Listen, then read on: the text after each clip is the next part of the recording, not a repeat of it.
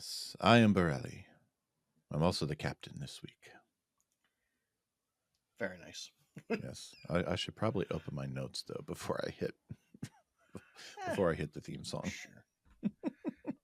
When these dads meet world, watching Boy Meets World. We grew up on the show, now we have kids and host a podcast. We watch each episode and then share our thoughts and grades. When these dads meet world. They want you to take the roles. Welcome back to Dads Meet World, your weekly deep dive into the world of Cory Matthews and his neuroses as they develop each week. That's right. Yes.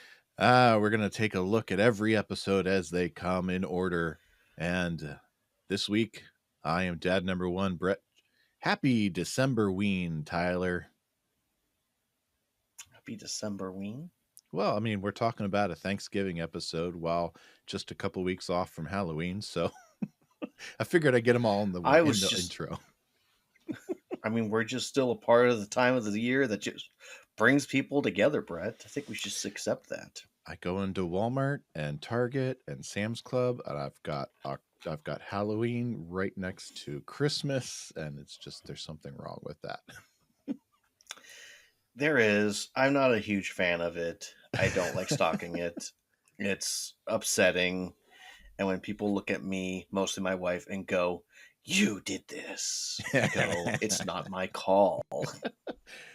I went to Home Depot to pick up some. I think it was I forget what it was, but I went in there the other day to pick something up, and I walked past like this really ghoulish animatronic, like 6 foot tall, talking spooky thing, and then right next to it was like this really jovial Santa Claus. I'm like, at least put something in between them to break it up.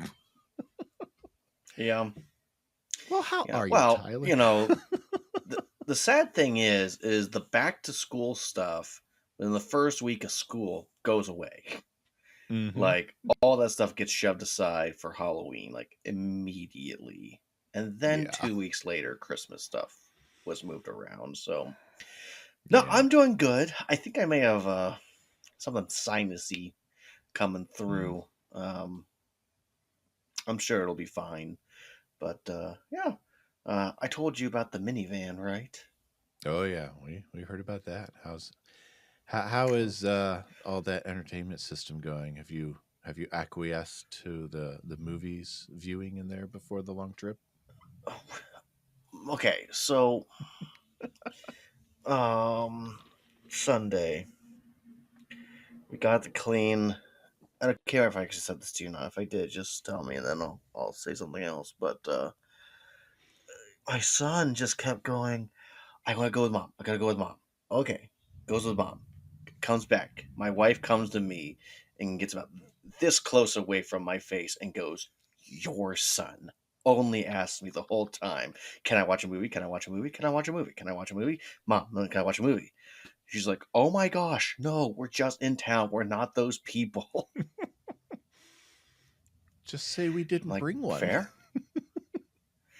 Well, he's the one that put movies in there.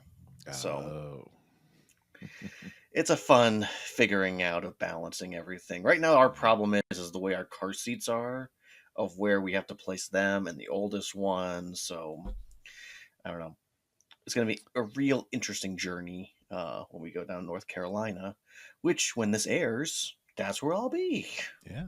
Well, the really simple, fun thing to do then, the real fix, is you just put the movies into like a little basket, and that stays in the house, and you only take it with you when you're going on a longer trip. That way they don't stay in the van, but you've got them ready when you're ready to go on a trip. Very fair, very fair. We made the mistake of It's just a keeping them matter in the of seat pocket. well, we're also going through that phase right now where he will ask us a question, and then we'll ask the other one the same question, just a little bit differently, though. Because he's learned if he asks the same question to both of us, we'll give the same answer. or whatever the first answer was, we agree with. Um, but now he's starting to ask it slightly differently, and be like, "Well, I asked you about this yesterday," and it's like, "No, no, no, you Mhm. can't pull that right now." So it's just Ah, fun yes. dealing with a 7-year-old as they're getting more independence and Mhm. thought process and thinking that they can get one over on us. The persistence of youth. And you're Mhm. discovering the mother's curse of someday you'll have children just like you. Oh yeah, no, the one just like me is coming up along the road. Oh, that boy. There is there's nothing on my counter he cannot reach, and it's just so frustrating. So yeah, we're in a bit of a chaos ourselves over here, but hey, it's all fun. It's all good.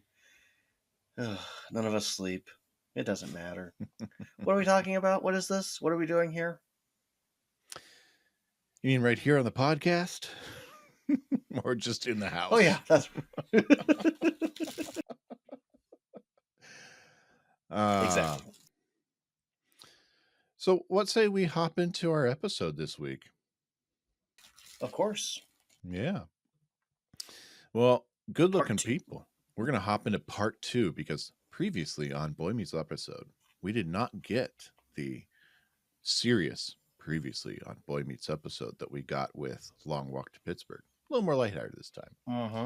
We're going to look at the episode 8, Chasing Angela. I believe that actually puts us a third of the way through season 5. Chasing Mm-hmm. Angela. Cory tells Shawn about the lost purse mix up, and Shawn realizes he might be in love with Angela. However, Angela might not feel the same way. Across town, Jack and Eric are nervous about hosting Thanksgiving dinner for the Matthews family and their new apartment. Mm-hmm. This episode was written by an old friend, Matthew Nelson. Old friend of the show, not ours. We don't know him. But I think we wished him happy birthday on our social channels recently. Directed by Alan Meyerson, back again after an episode break.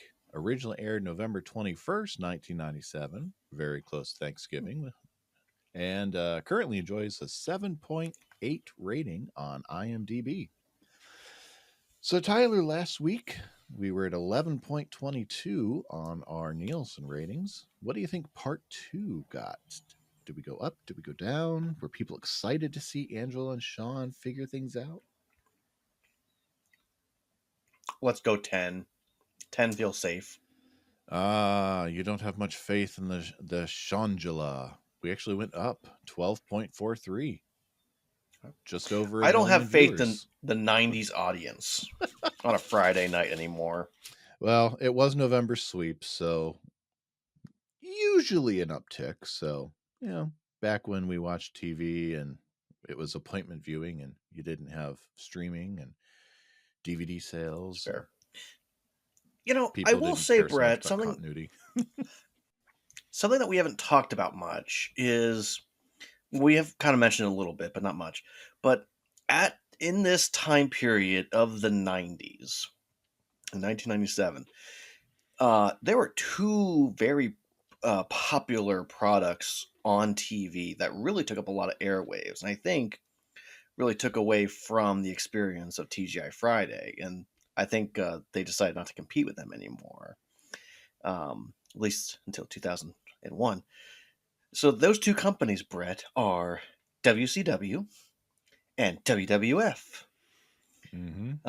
WWF, we've already had Vader come in, and we had I think it was Jimmy Hart and no, Jake the yeah, Jimmy Snake was Hart, on for an Jake episode. the Snake, and oh, what's his face, Bruce Pritchard. I can't. Oh, Brother Love. That's right. Mm-hmm. So we had those characters on for what that one episode, or Yep. the last episode with Vader. And we'll have at least one more on before the series is out. Yes, I can't wait for that episode.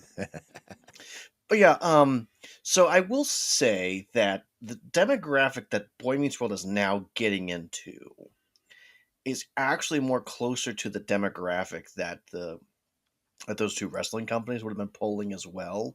Mm-hmm. So there's much more competition on a Friday night than there used to be. Yes. So that is a factor to be played into all this, and it's not. Mm-hmm. I mean, we've went away from the wholesome kid doesn't think girls are pretty or doesn't want to be around girls, discovering them, and kid problems, family problems. Is now teenage issues, teenage angst, teenage drama. Mm-hmm. And with that change and with that development, it's not necessarily, I mean, it might be the same people, but it's not the same demographic as you first were looking at. Mm-hmm. So, Yeah, it's not and so also I much think the TJ family Friday. sitcom as it is the young adult sitcom. Well, didn't TJ Friday also kind of veer a little more older at this time as well? They did. Ugh. Up to like we mentioned a couple of weeks ago, this season especially. I mean, you had Sabrina the Teenage Witch, you had Teen Angel, you had You Wish. Three of those shows were featuring high schoolers. Um, Mhm. I would have to look after after they canceled You Wish, they were running repeats of Sabrina, so you still had shows that were featuring. I mean, at that point, you've got four shows that were all about teenagers and high school life. So yeah, I mean, CJF skewed high schooler at that point. Mhm. Yeah, the era of the family sitcom was pretty much in its dying days, or at least Mhm. on life support. Yeah, which is sad when you think about it. It is, and it's had a few revivals here and there, some spikes, but who knows? Maybe Tim Allen's new project that's coming out will ignite a new revival of family sitcom. I'm sorry, he's already had two family sitcoms. He's going He for doesn't number get a three. third. He's going for He number. doesn't Actually, get he's had that. three already if you count the Santa Clauses. Oh I my had gosh, that's true. I haven't watched that though, so I can't really speak to it. Ah, Sarah watched them and she liked them for the nostalgia. There was, for me, I was like, I think they're adding way too much lore to us. What was a simple story? That's why I didn't really watch the third movie. And honestly, you can't call the Santa Claus a sitcom because it's not. But that is his third family friendly show. So I mean, I will agree with you on that. I will also say our definition of what television is and what a sitcom is completely been butchered over the years with streaming. But that's not this podcast, Brett. Our podcast is about Boy Meets World. and this week we're talking about, why did I just raise my glass? Salute. Here, here, Chasing here. Angela. Ah, yes. Chasing Angela. This week, as I mentioned, this is the season 5 Thanksgiving episode for about 4 minutes of the episode's 22-minute runtime. So yeah, Gobble, gobble. gobble gobble block of ice. And in fact, Be a big turkey. Gobble, gobble, block of ice. you know what? Let's just take a few minutes and get the whole Thanksgiving subplot part of the episode. Let's put that on the table and talk about that, because that I, I like that. I'll tell you, You that mean is, the C plot of the episode? yeah, that's really the C plot. Okay, so we've got Jack is not going to be able to go spend time with his family for Thanksgiving this year, so he wants to spend it with Eric and his family. Mm-hmm. Eric needles him because apparently last year Mr. Feeney spent Thanksgiving with them and ate all the white meat. Last Yeah. season we were actually at the trailer park, so again, Mm-hmm. yeah, we don't care about continuity. So we agree that But that goes into my theory, Brett. We're not getting a linear story. We're getting stories yes, segmented. But go ahead. unreliable narrator. So we get ultimately the boys are going to host Thanksgiving for the Matthews family at their apartment. And then we get this Alan's going to visit and he's going to share this interesting story about why Thanksgiving is so important to him, because Eric has laid the groundwork that Thanksgiving really doesn't matter to his family. It's just another day. And I did clip Alan's story Uh-huh. because it's amusing. 30 years ago, I sat down to Thanksgiving dinner with my grandpa, Charlie. We feasted on turkey, stuffing, cranberries, yams, and pie. Then we sat down. I watched my first football game on TV, sitting on my grandpa's knee. He gave me this watch. And then he went upstairs to take a little nap and died in his sleep. Daddy, I miss Grandpa Charlie. 3 days till turkey.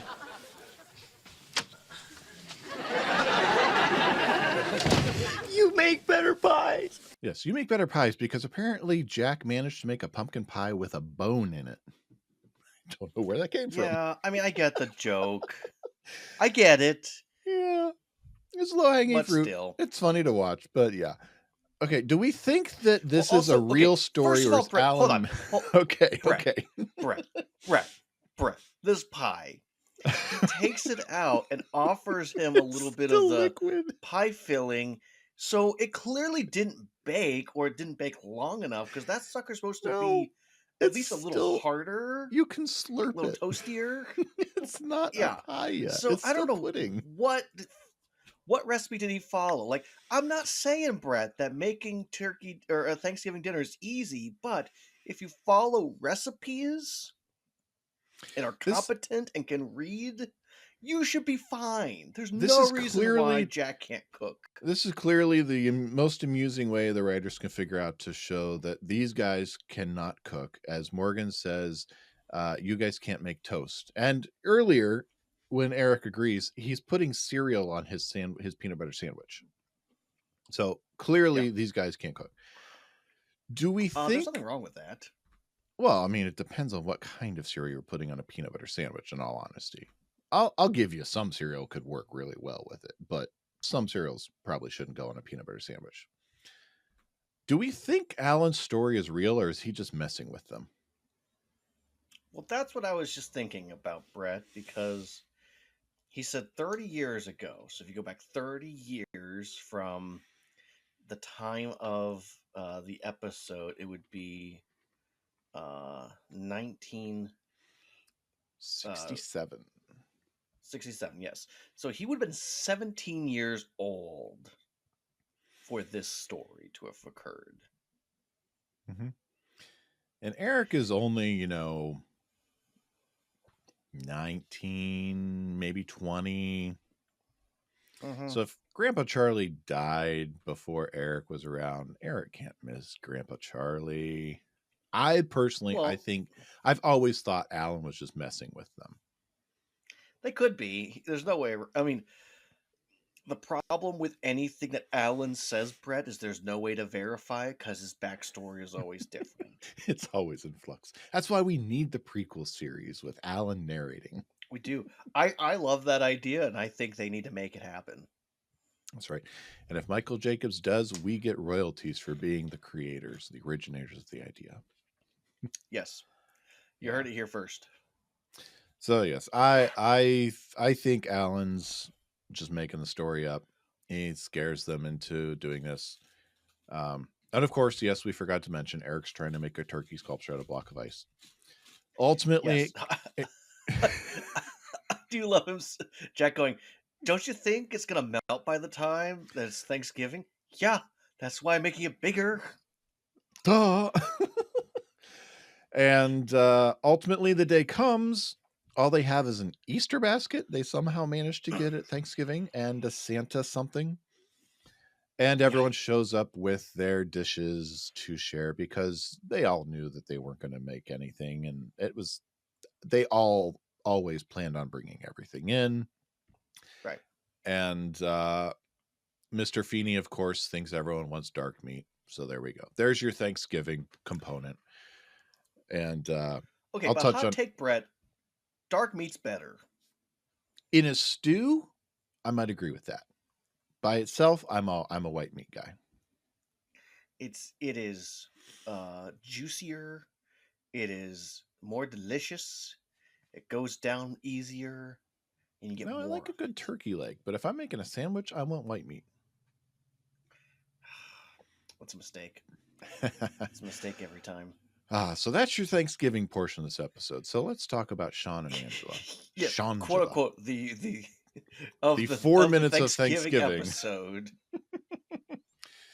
All right. So Shawn's on a date with a really cheery someone who didn't make the cheerleading squad, making a cheer out of his name. This is But Beverly. she's got the pep, Brett. She's got the pep. She could make the pep squad.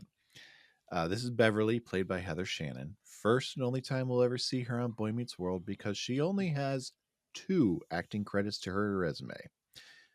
This episode and something called Mother Ghost in 2002. That's it. That's all she's ever acted in professionally that IMDb has. Well, that's a pretty impressive spirit for her then. For the I mean, she was all right in this she's part. on screen. Yeah, she was all right in this part. I just guess she just either wasn't all that interested or had a bad agent. So they're not all that interesting a date. Shawn's back to his, I guess, 2-week rule where they're just going to go make out. Angela's on a date with a guy named Scooter, because that's what the coach calls him. Scooter, get in there and save the day. What'd you do? I saved the day. Scooter's actually credited as Ted, according to IMDb, played by an actor named Salim Grant. And first and only time we'll see him on Boy Meets World. I would have loved to see him come back. 25 acting credits for him, including shows like The Wonder Years, the movie Ghost Dad with Bill Cosby, back when we liked Bill Cosby. I always loved that movie.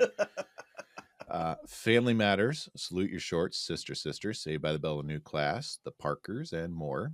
Has not been on camera since 2006, except for a few shorts on YouTube in 2012. So what were you going to say about Scooter?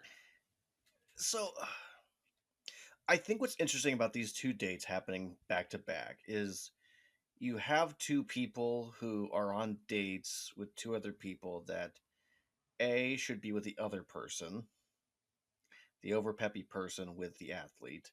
And you also have the, like, if you're walking into a booth and you see who Shawn's on a date with, who Angela's on a date with, you go, well, that makes sense. But they don't have anything in common. Like, I love that Angela's response is, well, what'd you do? Because she wasn't there. She doesn't pay attention to she sports. Clearly was not at the game. Right. Ted is just another guy, and she could care less about, did he save the day? And what does that even mean, save the day? Yeah. And Shawn's just like, I don't care if you cheer my name. I do care if you make out with me, though.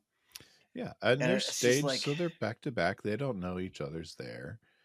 There's just there's a lot of thought put into how they're set up there. Initially, I go into this thinking, okay, really convenient they're there and booths next to each other. But if you look at it and break it down, they're mirror images effectively on this date. But they've just gone back to their old ways after having 2 really great weeks together, and very clearly going with dates that they're not going to get hurt by when 2 weeks is up. Yeah. And then we've got both of them do not want to get hurt. That's the only thing they care about, is walking away, not getting hurt. Which is why they should follow my rules of dating, which is the first rule is just be friends. There you go. Then we got Cory and Topanga watching their date, from afar. And ultimately, go ahead. Neuroticism? Yeah. Just drives Cory crazy. It does. It drives him batty. Oh. You're batty. He's going to get up. He's going to interrupt Shawn's date. Let's let Lady breathe. And he's finally just going to vomit all this information about what was in the purse was actually Angela's.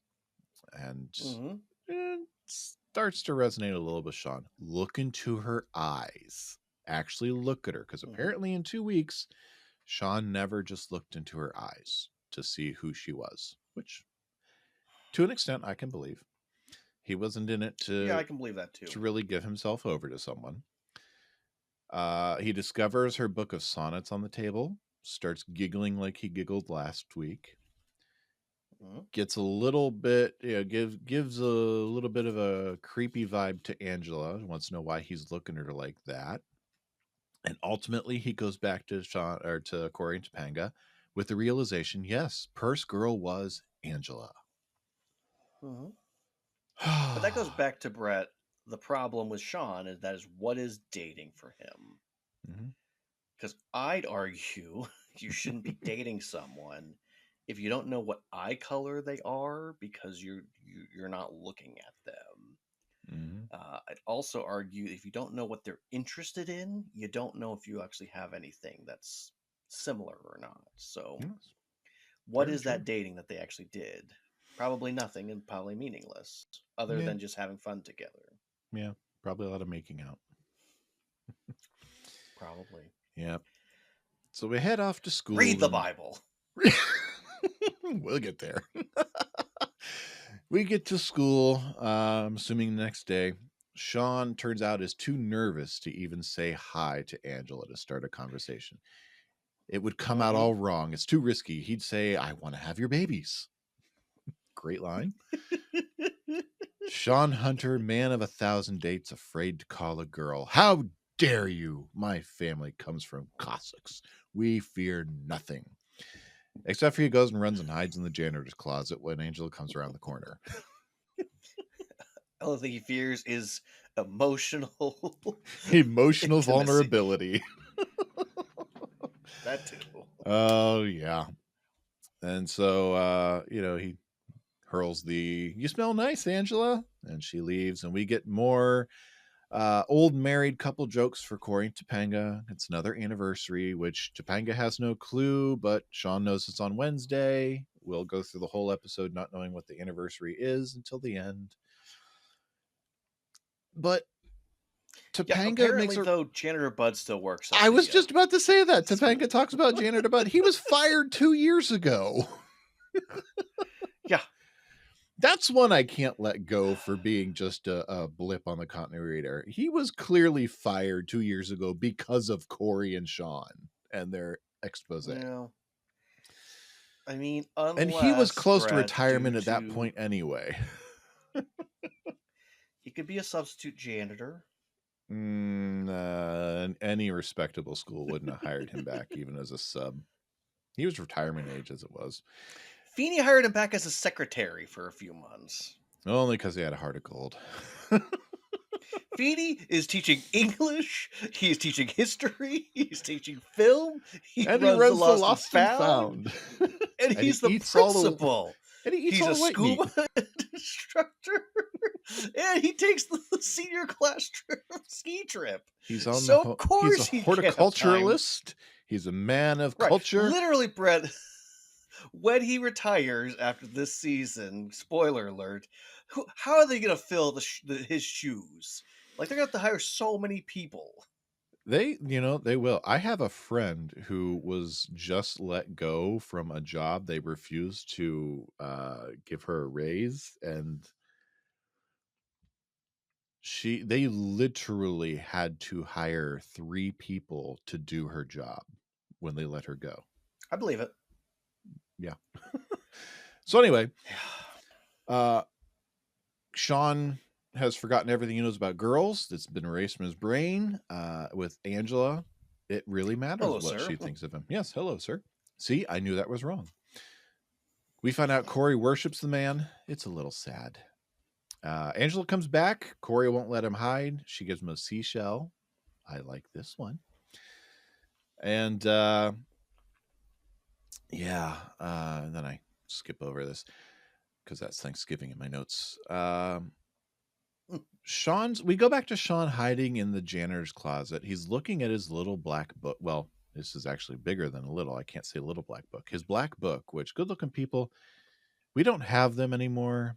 But black books were, I don't know if you're going to have anything about this in your deep dives. I do. Okay. Well, just simply black books were where you kept names of people that you wanted to have contact information for. I'll let Tyler dive in it deeper than that. Yep. It's essentially good-looking people, especially the younger ones out there. Take out your phone, go to contacts, and that's what the little black book was. Yes, it's your Rolodex in your hand. But I clipped I clipped a big part of what Shawn says here because I didn't want to cheat it by being too concise. Is that? Yes. My black book, early 90s edition. Wow.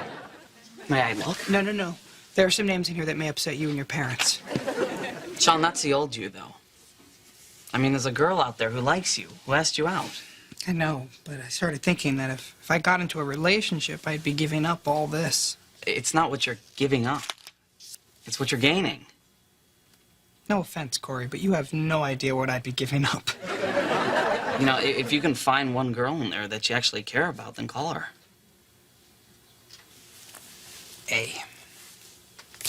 Angela. She's the first name in my book. She's the one I want. But a real relationship, that is so new to me. I love the vulnerability here. Mm-hmm. It's a great, honestly, it's great for Shawn. We talked last week about how we're starting to see artsy Shawn, and we're starting to really see some depth and some real growth for Shawn this year. We're starting to see Shawn beyond the trailer park, and Ryder Strong is growing as an actor, especially this year. They're really giving him a lot to work with. Yeah. And seeing Shawn be vulnerable here is really great.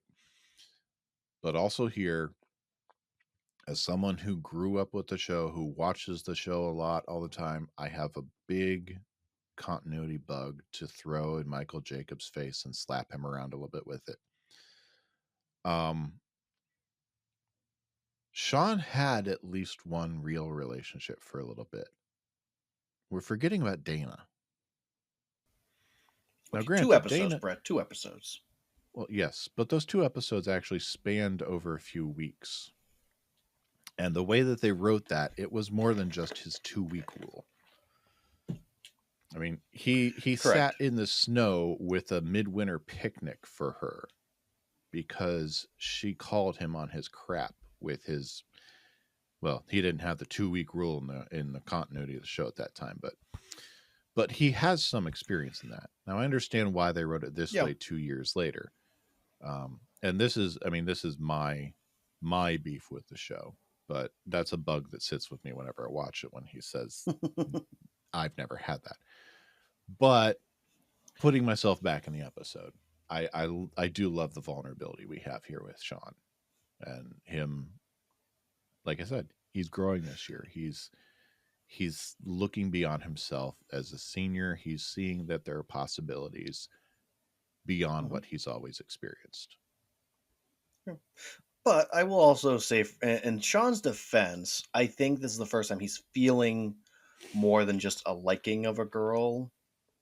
Like, I think with the whole purse situation, he wasn't looking at someone's, the physical and what they say or what they may do in the date. It's just he was experiencing the parts that made the person them, theoretically speaking, and that's the thing that he fell in love with. It's all the things that make up the intrigue of who this person is. The problem, as you and I both know, Brad, is that stuff only goes so far, and there is deeper issues, deeper problems, deeper chasms that you have to work through. And I think, spoiler if anyone doesn't know, but Shawn and Angela don't get married someday. I know. If you watch Girl Meets World, it's completely not shocking. Spoiled a 30-year-old show for me. 40. Almost 40. But that's the thing, is that yes, they love each other. Yes, they want to be together. Yes, they want the best for each other. But there's certain wounds you can't heal, and they couldn't heal each other's wounds. But for right now, where they are in their life as seniors, realize that they may have a deeper connection than what they've had with other people. It could be terrifying for him to make that step of having an actual relationship, not just the girl I call a girlfriend and we make out here and there. Mm-hmm. Yeah. So, and also, it doesn't help that the love that Cory and Topanga have is quite intense. But I do love that Cory is supporting him and making clear of it's not about what you're going to be giving up, but what you're gaining with love. Mm-hmm. Yeah, and Cory's a little pushy, but he is very supportive. Yep. So Shawn, I don't remember if I mentioned it or not. When Angela gave him the seashell, she invited him to go get something to eat. Now, No, that's okay. correct me Here if we I'm are. wrong, but if I was in high school, and especially in 1997 high school, and a girl invited me to go get something to eat, I'd read that as a date. I read that as a date too, Brett. Okay. Just making sure we're on the same page. Because Yeah. there's a very clear disconnect between Shawn and Angela when they're at Chubby's, and Shawn interprets this as a date. And the look on Angela's face of realization that their disconnect when he gets up to check on their food, of when she realizes that's really well done. Mm-hmm. Well, if you are alone with someone you either dated before or like, the two of you doing something together is essentially automatically a date. Yeah. If you're doing stuff as a group, unless it's another couple, then that's not a date. But Yeah. even if they were hanging out with just Cory and Topanga, that essentially would be a double date right there, Yeah. in my Unless you've opinion. delineated not a date, it's a date. Yeah. Yeah. So I agree with that. what we didn't mention is Cory's going to use the flying nun analogy, nun flying the plane analogy, that he's basically going to navigate things for Shawn, because Shawn doesn't know what he's doing. Cory comes into Chubby's, he gives him some advice, and then leaves. Shawn lays everything out on the table for Angela. He's very vulnerable with her, and Angela effectively just walks away because she's not right there. We'll infer from what she says later, she's just afraid of being hurt right there.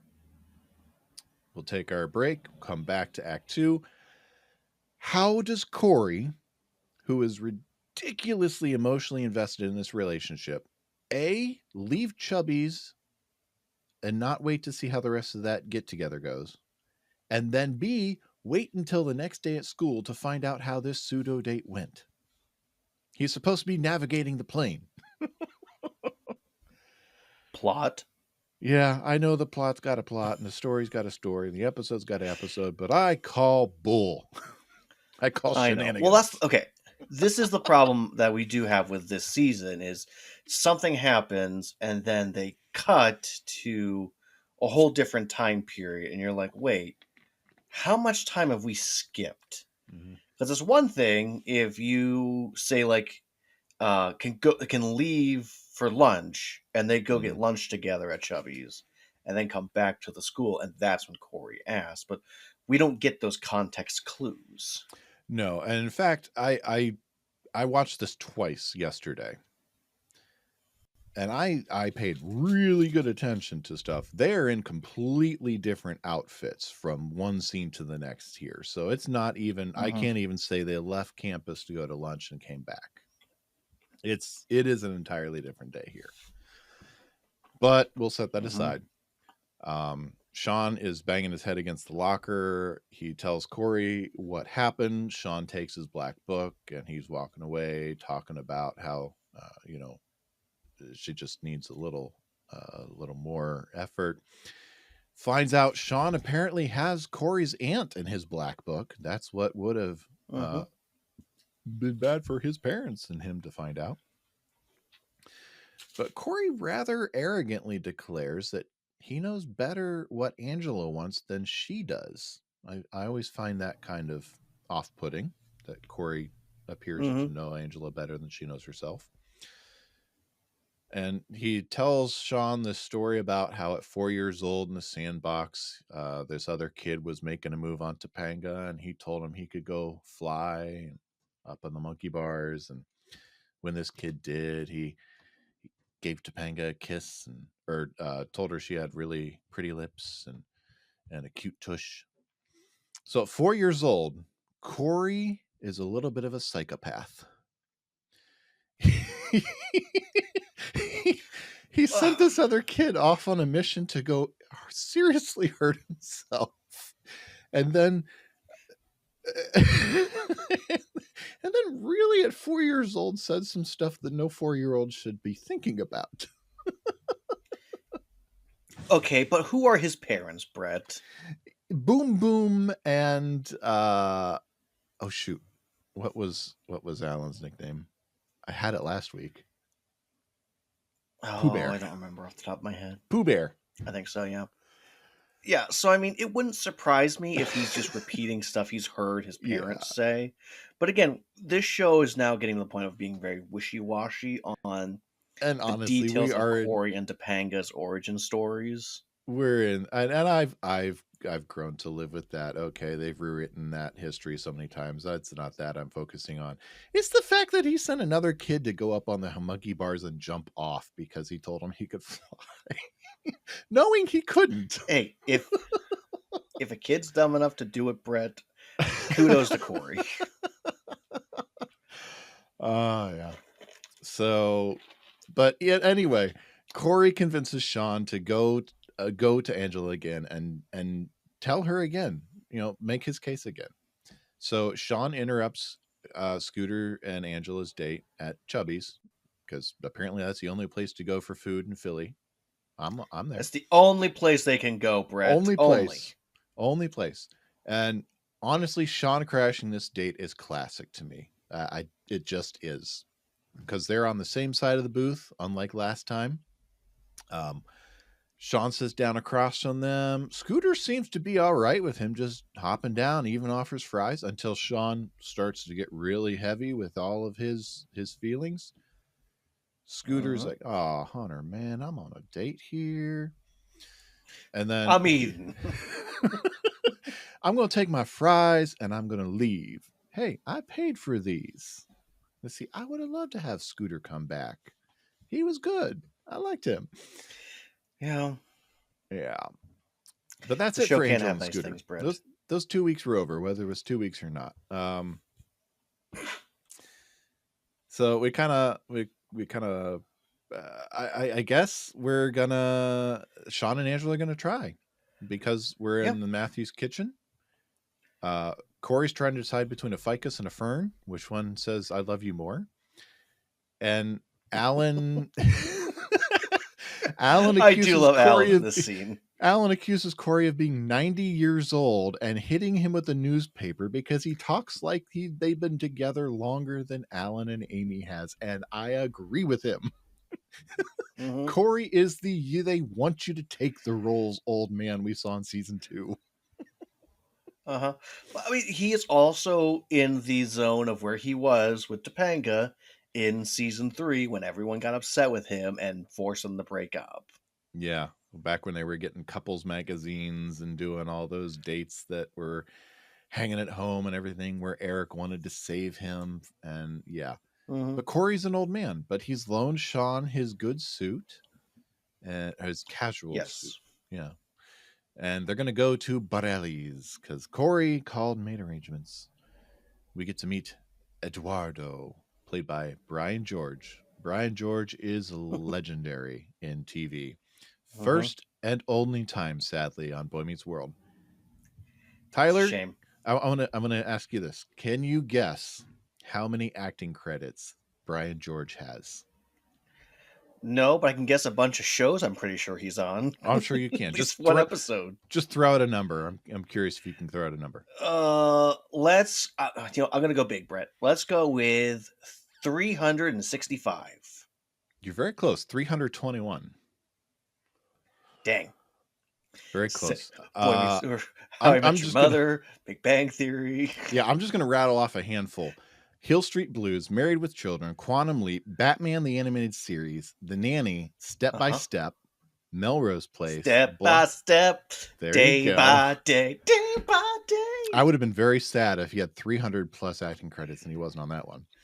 Blossom, Ellen, Sisters, Pinky and the Brain, Star Trek Deep Space Nine, Lois and Clark, The New Adventures of Superman, Seinfeld, Babu Bot. That's the first place I ever saw him. Jag, Superman the Animated Series, The X-Files, Star Trek Voyager, Justice League, American Dad, NCIS, CSI, 2.5 Men, The Orville, The Big Bang Theory, and a whole lot more.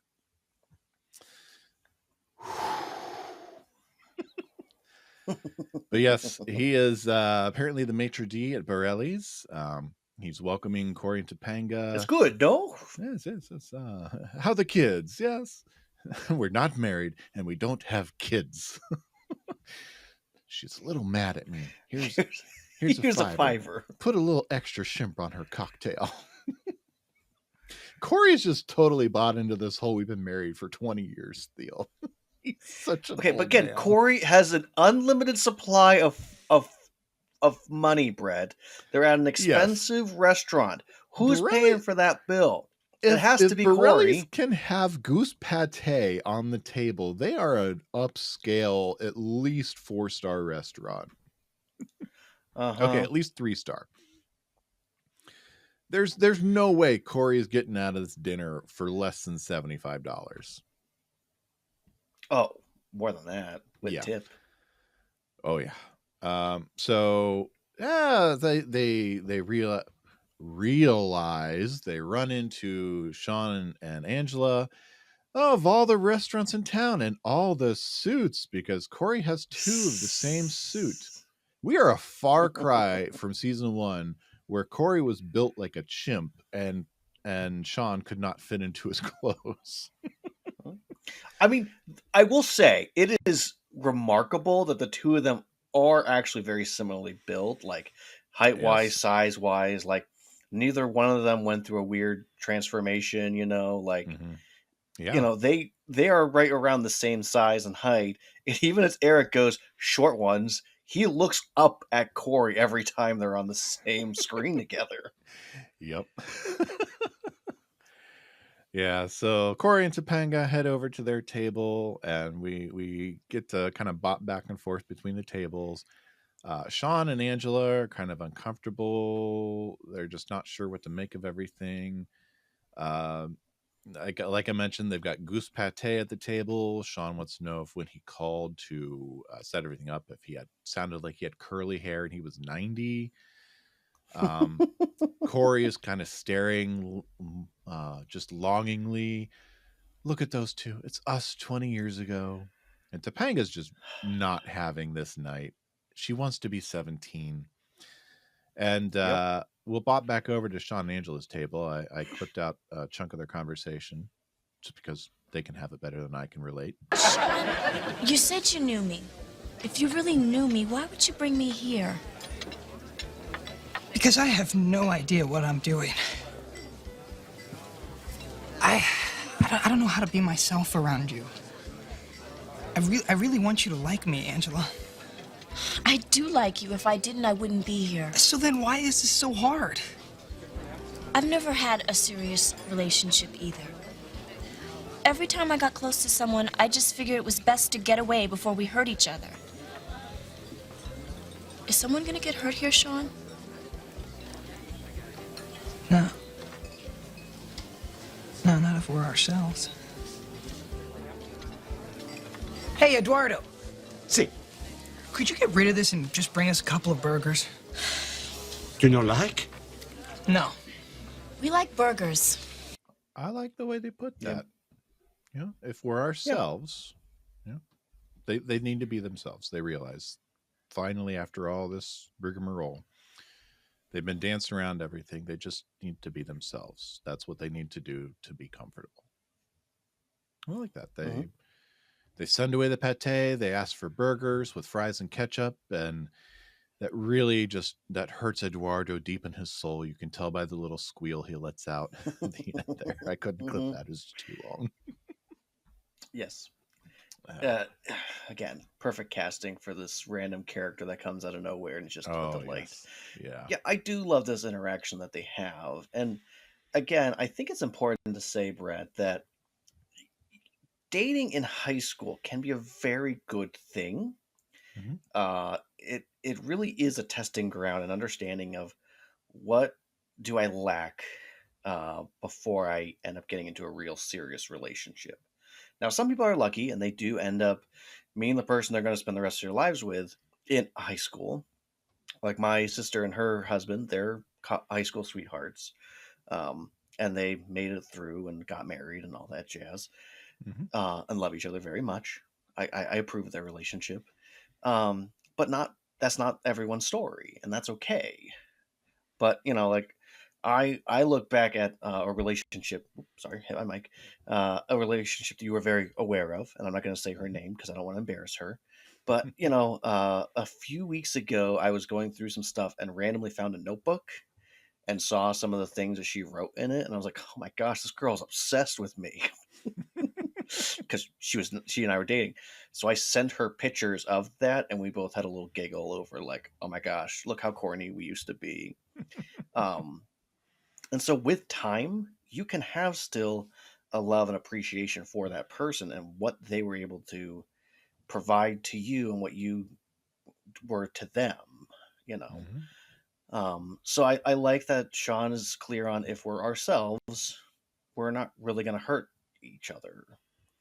And Mm-hmm. no breakup is comfortable, but you can look at a breakup years later and go, well, it could have been worse. Yeah. With Also, it time, could have been better. the old adage of time heals all wounds is maybe not 100% accurate, but it's pretty on the nose for a lot of things. Yeah. Yeah. Yeah. Mission So trips, man. What are you going to do? avoid them at all costs. So we start to hear Topanga yell she doesn't want to put Sweet and Low in her purse.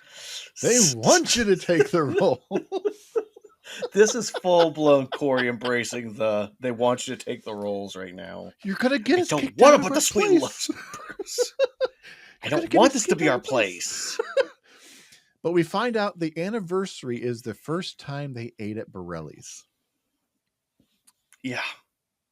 I never did anniversaries of the little things like that with anyone I dated. No.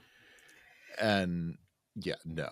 And Cory is just, which it fits right in with his character. But he goes full blown old man. I'm not making you happy. You think you're going to find someone else at your age? Yeah. Who talks like that? She growls at Eduardo. She growls at Cory, and his response is to grrr. And Now, okay. yeah. let's back up for just a second, Brett. So from the show that we have watched, we have watched them start dating in the fall, like beginning of school, first Friday of school. So we could call that August. Like August 25th, like last week of August, something like that. But then you also have when they got back together around May. We'll call it like May 20-ish, something like that. So those are the two potential anniversaries. But if they want to say the anniversary of the first time they kiss, like say in season 1 when she pushed him up against the locker, and that's the quote unquote really start to them liking each other, and that's the anniversary they both agree to celebrate. Yeah, because who remembers when that 4-year-old in the sandbox was? Right. Yeah, and that's all the complications of the show. And so, yeah, I don't like that he make a big deal about this quote unquote anniversary of the first time they ever ate at Borelli's. Why? we don't even have those type of milestones. Yeah. Well. But there was something interesting about it. In all of this arguing Cory and Topanga are doing, Shawn and Angela have pointed to Cory and Topanga of being a model of a solid relationship that they both look up to. Yep. And Angela is seeing this argument and commenting on, and when you get close, you hurt each other. And with hindsight, knowing what comes about in season 6 and season 7, and knowing what we see of with her father, this question is pretty easily answered. But does Angela have any examples of love working in her own life? Because Shawn last episode confessed he doesn't have any real examples of love working in his life, and that's why he's so afraid. But we know later on down the road that Angela's father has never really been in the picture because of his military service. We don't really know anything about her mother. or her other Mhm. family members. And she's clearly chosen to have very limited vulnerability with people in her own relationships romantically. So has she dealt with abandonment issues? Well, and I'll give kudos to Girl Meets World for this one reason. Eventually, Angela does pop up in Girl Meets World. Mm-hmm. And I like that she says that she wasn't ready. Mm-hmm. Meaning, yes, there was love, and yes, we probably could have made it work. But if you're not ready, that's kind of hard. When one person is very much ready, which one could argue that Shawn is ready for a real deep, good relationship, maybe. We'll backtrack a little bit next season. But Angela might not be ready, even though she Mm-hmm. wants to be ready. And that's hard. Mm-hmm. Yeah. I do love that in their argument, Topanga is growling at everybody. And she looks at Cory and goes, I am yelling at you and you're not reacting. And his reaction was, eh. That's pathetic. You call that a growl? Right. But I like how he just says, like, I could never actually be mad at you. Yeah. Like, Yeah. it's adorable. It is. They just want to be 17, so they swipe all the tableware off the table and start making out on the table, which causes Eduardo to shriek, and it causes Shawn and Angela to say something that has been repeated over and over this episode, which I've chosen not to harp on, but I will here for a moment. I want what they have. Yeah. I loathe when people look at other relationships and just say, I want that. Well, you see a very small portion of that, and you only see what is the forward facing. You don't see everything that goes into making that there. And you can say Brett, you you and want Kelly have that. it easy. You two don't have problems like the rest of us do. Of course not. We don't have any problems at all. No. We've never had money issues. We've never had any problems with parenting. We've never had any problems with child rearing, or we've never had 2 miscarriages. Of course not. I mean, we've never had any problems at all behind the scenes that people don't get to see.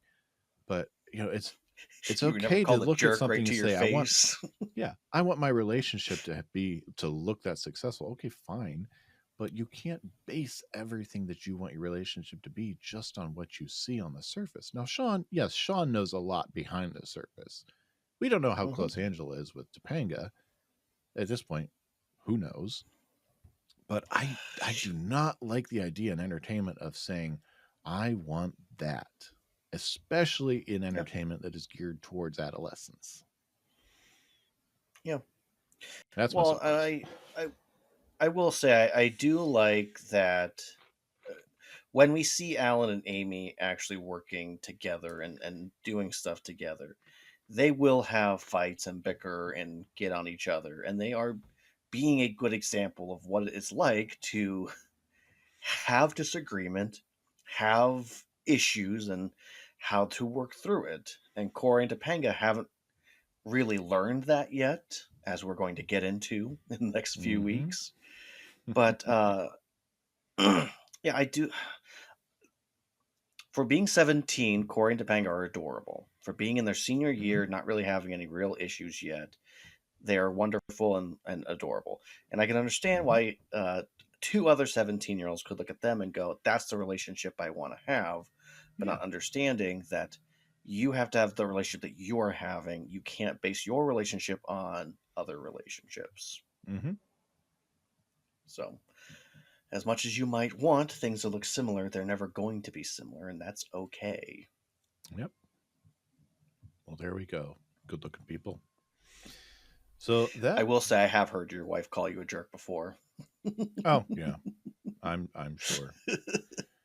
That's kind of a pet nickname for me, though. So who knows if it was real or not, saying it couldn't be real that I hadn't been a jerk at that point. But Yeah. yeah. But so that's our episode, our Thanksgiving episode for 1997. You're ruining our anniversary. What anniversary? The first time we kissed, the the anniversary of the first time we made a Borelli's. Yes. So, Tyler, do you have any deep dive? Well, hold on. Before we get there, I want to Okay, finish a okay. thought on this episode. All right. I think that sometimes when making a point, you just throw out a number, forgetting what it is. Mhm. I think that the interaction he actually had was real. But to be 17 years old and sit on your grandpa's knee, that's weird. To be 7 years old, that's not so weird. My son's 7. If my dad said, "Hey, come here, I want to tell you something," he says, plops it on his lap. No, that's not weird at all. If my son is 17 and my dad goes, "Come here, kiddo, come sit on my lap," that's weird. So I do think that was a real moment. However, I do think he likes messing with Jack because Jack doesn't know him yet. Fair enough. Yeah. And he knows his son. So that's all I wanted to Yeah. say on that point. They do have that buddy relationship where Eric would play along. So, yep. Yeah. All right. I So, Tyler, up Charlie. you make better pies. Let's talk deep dives. People. Am I the only one who read the summer reading list? Yes. Well, fun fact, good-looking people, my phone decided that it didn't want to work on me anymore, and I thought I lost everything on my phone. But turns out my notes app still has all my notes. So, Oops. which is quite nice for someone like me, because a lot of my thoughts tend to go into the notes, and so the fact that those aren't lost is quite wonderful. So, I still have all of the notes from before. Let's So, hear it for Brett, the I cloud. want to start this first deep dive with a question for you. Okay. Is cheerleading a sport? We've, I'll give you 30 talked seconds. about this one before. We have had this question before. Competitive cheerleading, yes. Cheerleading on a Friday night at a football game, no. Competitive cheerleading where you're competing against another squad in actual routines that involve athletic activity with forms and gymnastic moves, yes. Cheerleading where you're clapping your hands and holding up signs and get the crowd cheering courtside or at a Friday night football game, no. Now, have we had a deep dive where we talked about cheerleading, or was it just I think it was talking just about Friday Night Lights and football? I think we were just talking about cheerleading.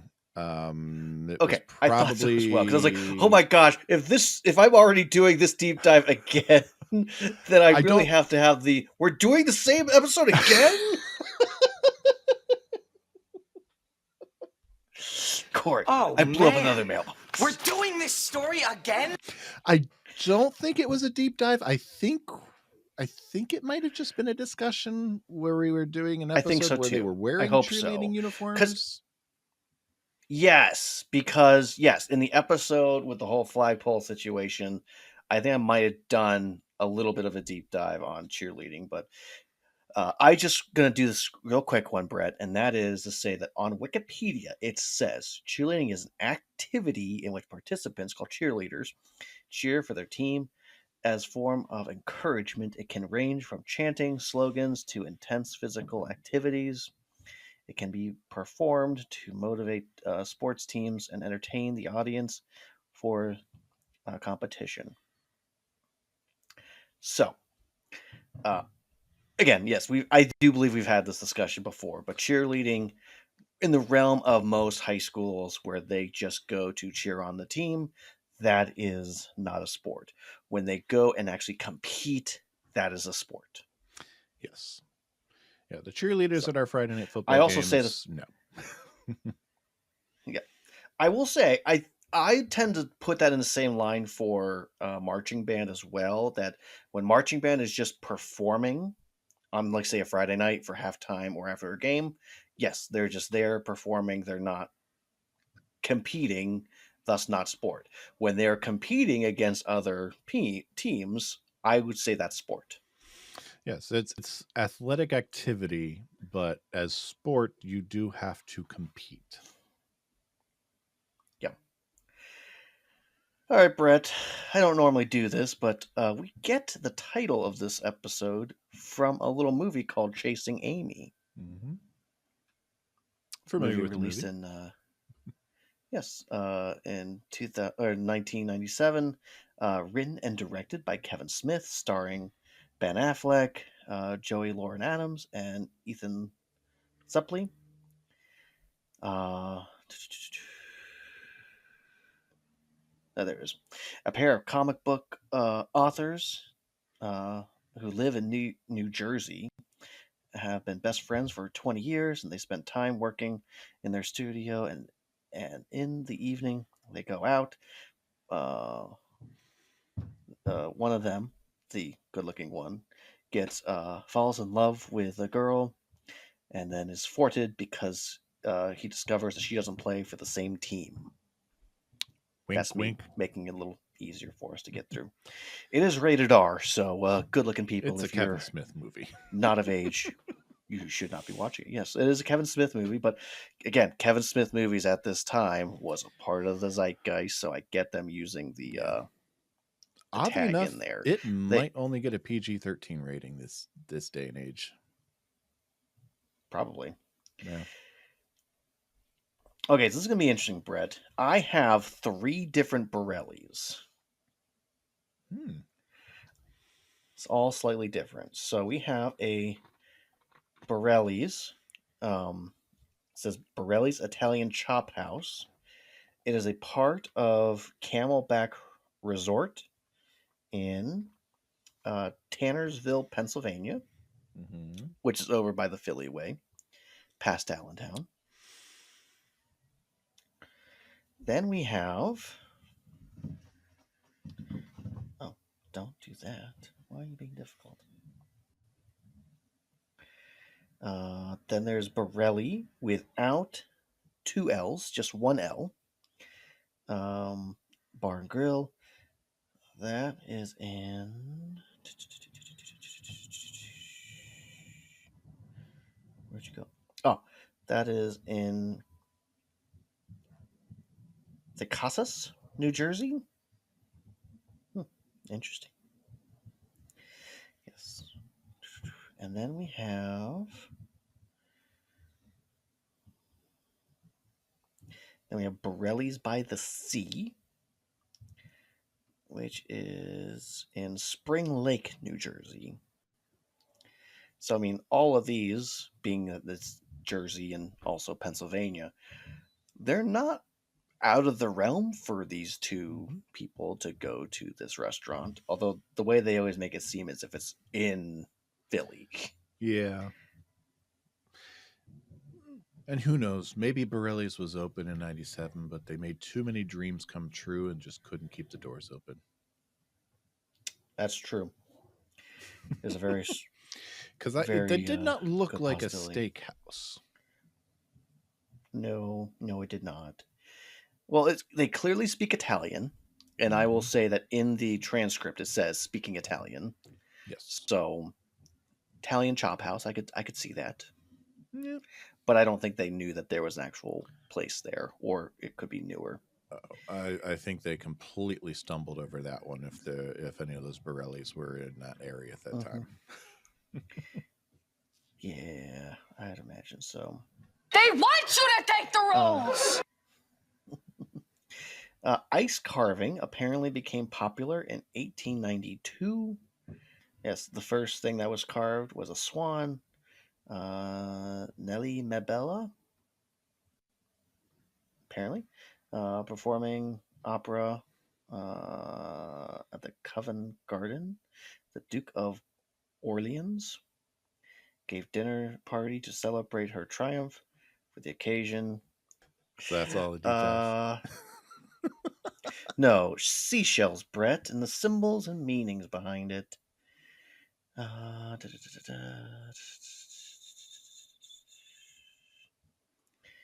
Okay, so protection of your home, having it in your house is potent. It's a potent shell pointing that keeps evil and negative at bay. Defiant to pressure, seashells are strong and defiant against the mightiest of oceans. Therefore, possessing a she shell symbolizes a strong mindset that resists pressure. Spirituality, dreaming that you hold a seashell indicates your spirit is trying to communicate with the universe. Immortality, shell are symbols symbolic to eternal life and are also symbolized a component of man that endures even after death. So, potentially, someone giving a seashell bread could be quite meaningful. Very interesting.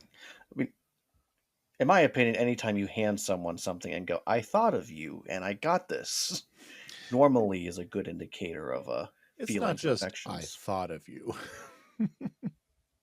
Yep.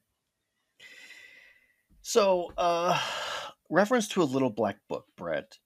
Little Black Book, in general, used to just refer to first as an address book, but to say it's the Little Black Book is more a reference to people you have in mind in the realm of potential interest in dating. And so there was even a movie about this in 2004, also a song.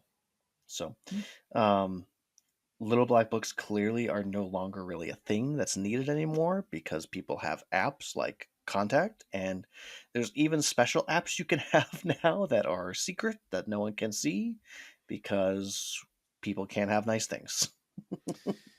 Yeah. What's the difference, Brett, between a ficus and a fern? Mm, So when it comes to growth and maintenance, ficus plants are generally considered low maintenance. They can reach heights of several feet and can grow indoors and require pruning to maintain their shape. Ferns, on the other hand, have more compact growth habit and don't require frequent pruning. However, they do prefer consistent moist soil and high humidity levels, which can achieve by uh, misting and placing a tray of water near the plant. So, interesting. hmm. So, did he say he gave her a ficus? I think he said fern, and he'd gladly pay the extra $5 to exchange it for a ficus. I think. Yeah. So, but apparently a ficus is, a little bit easier to maintain. So maybe that's not a bad thing.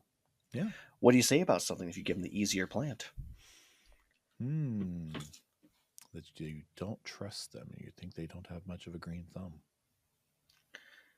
Potentially. I will say we do have an aloe plant that I have no idea how it's still alive, other than those things are resilient. They're pretty hardy. Yep. Brett, but those are your deep dives. All right. So let's talk about what we learned. You know anything about the Odyssey? Huh? Did I say you could talk?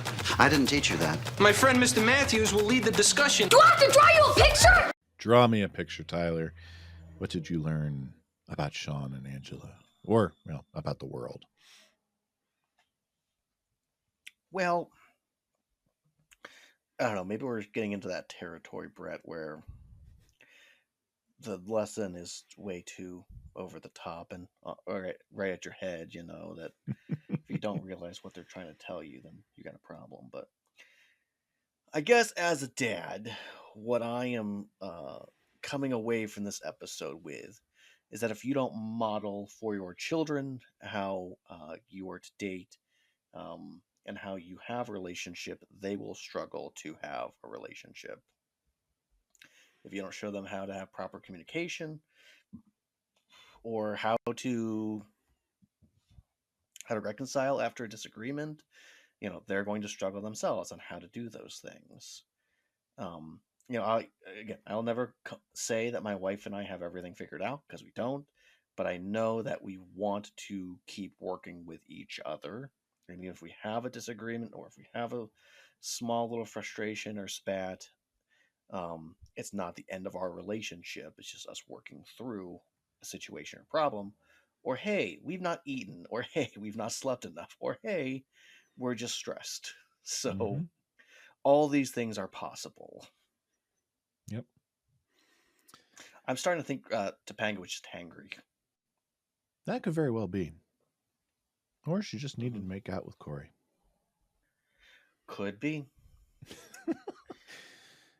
Don't know what that says for Topanga and Cory, but oh well.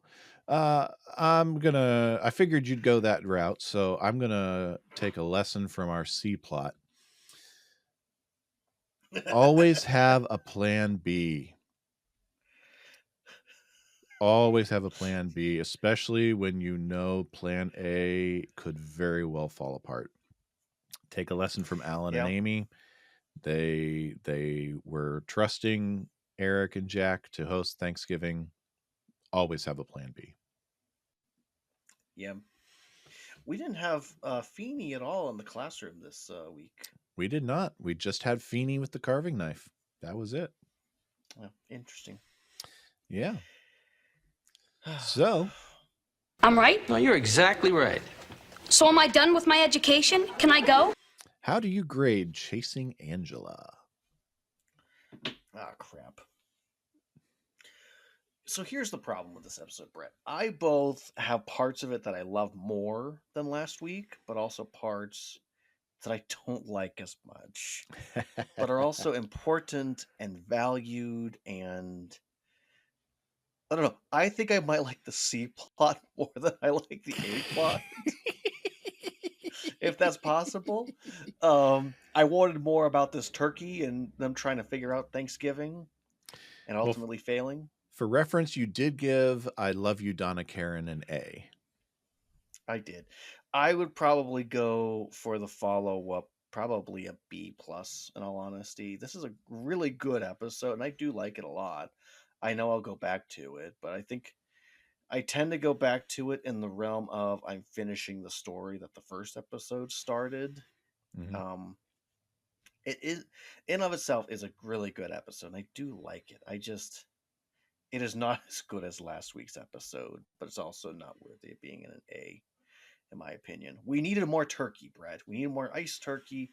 I wanted to be able to see it starting to melt and how Eric and Jack were going to deal with the amount of water that was now in Yeah. their place. Yeah. Also, I'm amazed that their elevator was able to handle a solid block of ice. Yeah. Hadn't thought of that. That's heavy. Yeah. That is a lot of weight. Yeah, What about you, Brett? I'm a solid B. It suffers from a lot of TV shows where the conclusion is not as good as the setup. A lot of it's solid. A lot of it is good, but there are some missteps, and they really shortchanged that C plot. It should have been a real B plot. It should have been given more time to breathe, and there's they could have done a little better with the conclusion here. It just Well, yeah. Okay, so here's what I'll throw out, Brett. Do you think this should have been a 3-parter? I think it could have been handled better as a 3-parter if they had truly padded it out with real B plots. Yeah. If they had gone strictly, I almost feel like if they'd gone strictly A plot and not focus on a B plot, it's not enough to do a 3-parter. I mean, it feels like they threw in the Thanksgiving subplot because they didn't have enough to make this a full episode without it. And I don't think there's enough meat on the bone for it to be a 2-parter with just the Shawn and Angela story. But I think if they had really given some time to give some real B plots and spotlight some other stuff going on, it would have been better as a 3-parter with more time to breathe. Yeah. It just feels like they rushed the whole they had a really good thing going in this episode of I know we both like each other, but we don't know how to date. We don't know what that looks like. And then the feeling is all to get to the set piece of at dinner. But I almost wonder if they should have had, like, maybe Cory and Topanga get into a fight at Chubby's before all of that. Or just, there's I feel like we had a little bit of a jumping of the shark to get to this ultimate dating relationship for They Shawn. did rush it, yeah. I'm And I'll also say, in regards to next week's episode, Brett, I'd much rather have a true end to this story, a 3-parter, than whatever garbage we have next week. 'Cause, oh my gosh, I don't even know if I want to record that episode. We may just skip that episode. Oh, Tyler. Hey, you're hosting that one, so. Oh no, I have to watch it. I almost didn't watch this episode. I'm like, I could do this episode from memory, but I'm glad I did. This is a good episode. Well, just for fun, it is How to Succeed in Business is, I'm scrolling. It's not the lowest rated episode of the season. There is one that is rated lower. As far as IMDb goes, there are 2 that are rated lower, 3 that are rated lower on IMDb.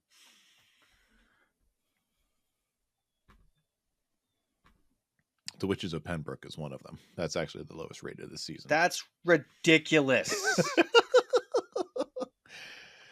Well, anyway, we can rail about that next week. I owe you some dad jokes before we close up shop for this week. So since we're still in October while we record this, what do you get when you cross a vampire and a snowman? I do not know. You get frostbite. And one more. How do you know if a zombie likes someone? I don't know. Well, they ask for seconds. Very nice. All right. So good looking people. Thank you so much for joining us this week and finding out how Shawn and Angela got their groove back. You can find us online and tell us if you think this should have been a 3-parter or if you're glad that it was only 2. Email us at dadsmeetworld@gmail.com. Find us on socials across Twitter/X, Facebook, or Instagram at dadsmeetworld. Find us on YouTube at dadsmeetworld. And we've only got one more episode before the challenge is over to get us your reviews for us to do the what do we call the dance? I don't know. It's the last tango dance. The last tango in Philly dance. I haven't seen any reviews coming in, Tyler. I don't think we're gonna have to do it. Don't think so. Right. The good-looking people have spoken. They don't want to see us do it. Well, we got time for some mail-in votes, people. So until next time, I'll see you, good-looking.